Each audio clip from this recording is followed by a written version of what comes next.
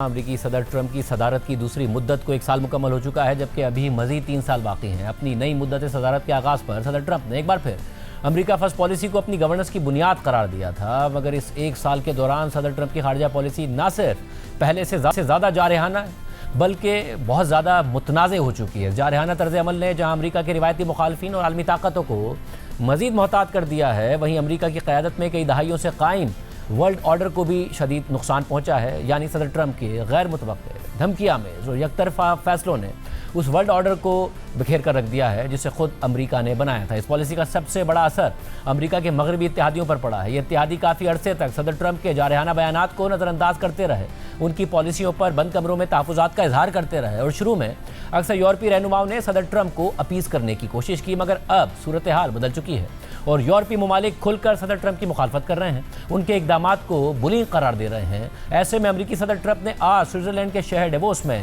World economic forum سے خطاب میں ایک بار پھر یورپی ممالک کو دھمکیاں دی ہیں۔ حالانکہ اس ڈیووس شو ڈاؤن سے پہلے ہی صدر ٹرمپ اپنے جارحانہ اور تضحیک آمیز بیانات کے ذریعے ماحول کو کافی کشیدہ کر چکے تھے، جس کی وجہ سے دنیا بھر کی نظریں امریکی صدر ٹرمپ کے خطاب پر مرکوز تھی کہ وہ Greenland board of peace اور ٹیرف سے متعلق اپنی دھمکیوں اور ان پر یورپی ممالک کی مخالفت کے حوالے سے کیا موقف اختیار کریں گے اور اس کے جواب میں یورپی رہنماؤں کا کیا رد عمل ہوگا۔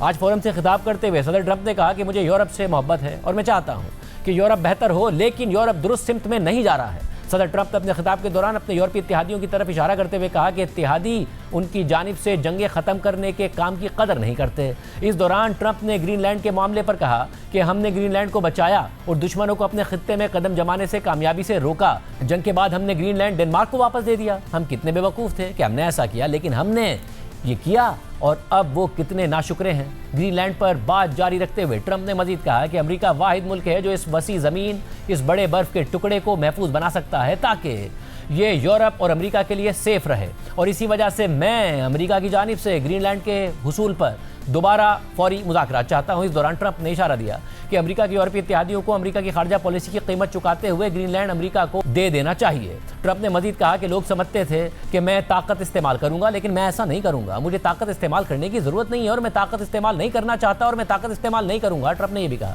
کہ امریکہ صرف ایک جگہ مانگ رہا ہے جسے گرین لینڈ کہتے ہیں، جہاں ہم پہلے بطور ٹرسٹی موجود تھے اور جسے ہم نے احترام کے ساتھ کچھ عرصہ پہلے ڈنمارک کو واپس کر دیا۔ ٹرمپ نے اپنے خطاب کے اختتام میں کہا کہ ہم دنیا کے تحفظ کے لیے ایک برف کا ٹکڑا چاہتے ہیں اور وہ ہمیں نہیں دیتے۔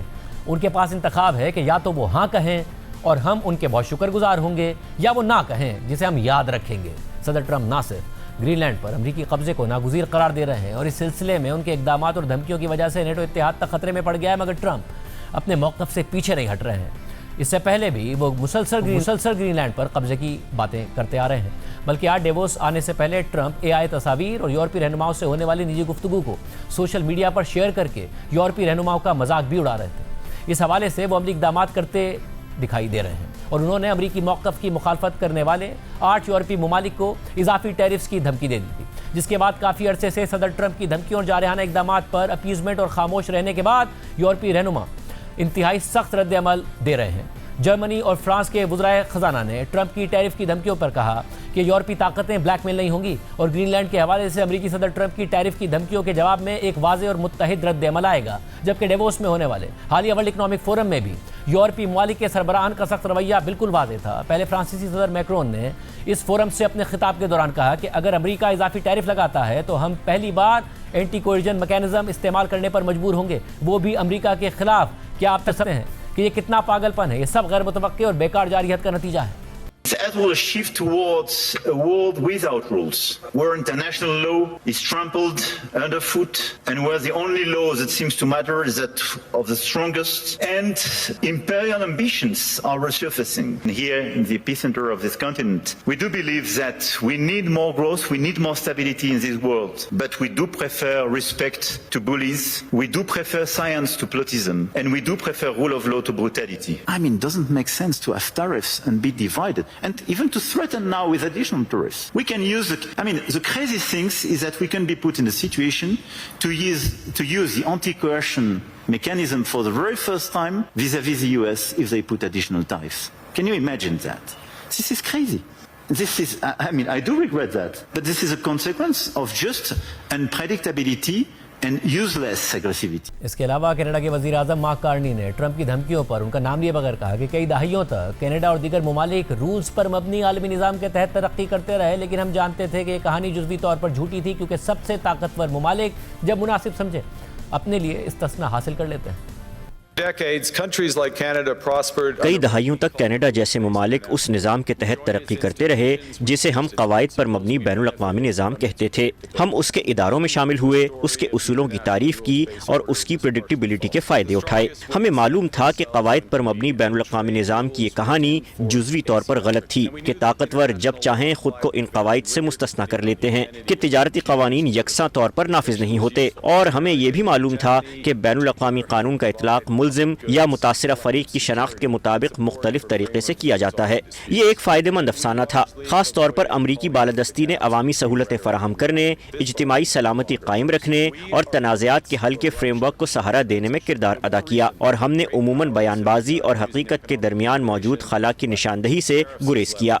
अब ये समझौता काम नहीं कर रहा। हम किसी तदरीजी तब्दीली में नहीं बल्कि एक टूट फूट के मरहले में हैं, और हालिया अरसे में बड़ी ताकतों ने मुआशी इंज़िमाम को हथियार के तौर पर इस्तेमाल करना शुरू कर दिया है। टैरिफ को दबाव के लिए, मालियाती ढांचों को जबर के लिए और सप्लाई चेन्स को ऐसी कमजोरियों के तौर पर इस्तेमाल किया जा रहा है जिनसे फ़ायदा उठाया जा सके। बालादस्त ताकतें मुसलसल अपने ताल्लुकात को माली फ़ायदे में तब्दील नहीं कर सकती। कनाडा ग्रीनलैंड के मामले पर टैरिफ की सख्ती से मुखालिफत करता है और आर्कटिक में सलामती और खुशहाली के हमारे मुश्तरका अहदाफ के हुसूल के लिए संजीदा और मरकूज मुज़ाकरात का मुतालबा करता है। हमारा ये मौक़िफ़ है कि दरमियानी ताकतों को मिलकर अमल करना होगा, क्योंकि अगर हम मेज़ पर मौजूद नहीं होंगे तो हम खुद मेन्यू में शामिल हो जाएंगे। बड़ी ताकतों के बाहमी मुकाबले की दुनिया में दरमियान में मौजूद ममालिक के पास एक इंतखाब है, या तो एक दूसरे से बरतरी हासिल करने के लिए मुकाबला करें या फिर मिलकर एक तीसरा रास्ता बनाएं जो मौसर हो। हम जानते हैं कि पुराना निज़ाम वापस नहीं आने वाला, हमें इस पर मातम नहीं करना चाहिए। माजी की यादों में खो जाना कोई हिकमत अमली नहीं, लेकिन हमें यकीन है कि इस टूट फूट से हम कुछ ऐसा तामीर कर सकते हैं जो ज़्यादा बड़ा, बेहतर, मजबूत और ज्यादा मुंसिफाना हो। ये दरमियानी ताकतों की जिम्मेदारी है। ताकतवरों के पास उनकी ताकत है, मगर हमारे पास भी कुछ है। हकीकत से नजरें न चुराने की सलाहियत, सच का नाम लेने का हौसला, अपने मुल्क में अपनी ताकत बढ़ाने की अहलियत और मिलकर अमल करने की क़ुव्वत। इससे पहले बेल्जियम के वज़ीर आज़म ने वर्ल्ड इकनॉमिक फोरम के दौरान एक तकरीब से अपने खिताब में कहा था कि हम इस वक्त बहुत ज़्यादा दबाव में हैं। यूरोप एक ऐसे मोड़ पर खड़ा है जहां उसे फैसला करना पड़ेगा, इसलिए हमें मुत्तहिद होना चाहिए और हमें ट्रंप से साफ बात करनी चाहिए।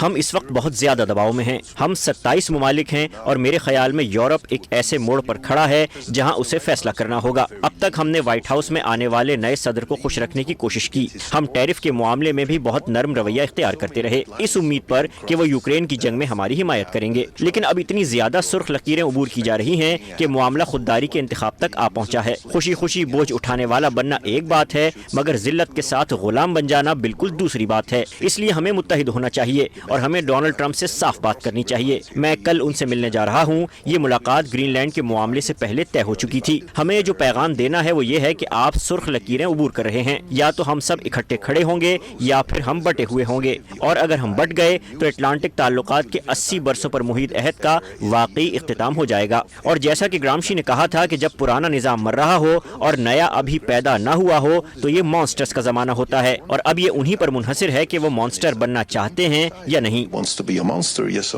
इस हवाले से कल का दिन अहम है। देखते हैं कि क्या मामला सामने आते हैं।